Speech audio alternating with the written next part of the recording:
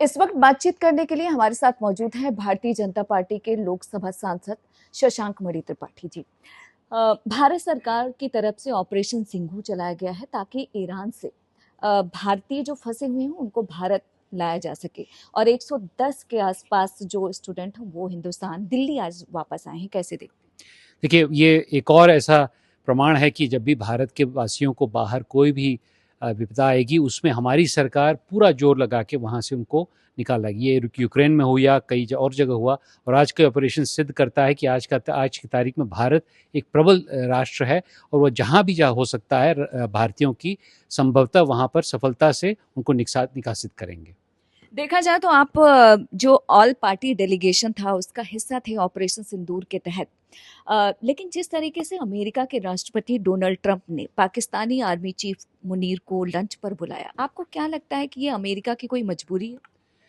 अब देखिए, मैं इस पे बहुत टिप्पणी तो नहीं करूंगा, लेकिन संभवतः ये कहा जा सकता है कि जो आज की तारीख में मिडिल ईस्ट में चीज़ें चल रही हैं उसमें हो सकता है उनको इनकी ज़रूरत हो।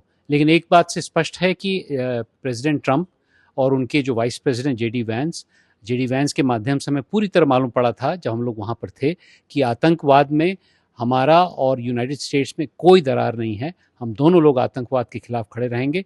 कुछ ऐसी आवश्यकताएं होंगी जिसके कारण उन्होंने लंच बुलाया हो, लेकिन ये भी मैं कहना चाहता हूं कि आदरणीय प्रधानमंत्री जी को भी उन्होंने न्योता दिया था। किसी कारणवश प्रधानमंत्री जी नहीं आ पाए थे, और जो 35 मिनट की जो उनकी बात हुई है उसमें बहुत स्पष्ट रूप से हमने अपना जो बात प्रकट की है। इसके लिए मैं आदरणीय प्रधानमंत्री जी को बहुत बहुत साधुवाद देना चाहता हूँ। एक अंतिम सवाल, जिस तरीके से मुनीर जो है डोनाल्ड ट्रंप के साथ लंच कर रहे हैं, उसके बाद से भारत में कांग्रेस पार्टी लगातार ये सवाल खड़े कर रही है कि जो भारत सरकार की विदेश नीति है उसमें कहीं ना कहीं कमी है, खामी है, जिसकी वजह से मुनीर वहां लंच कर रहे हैं।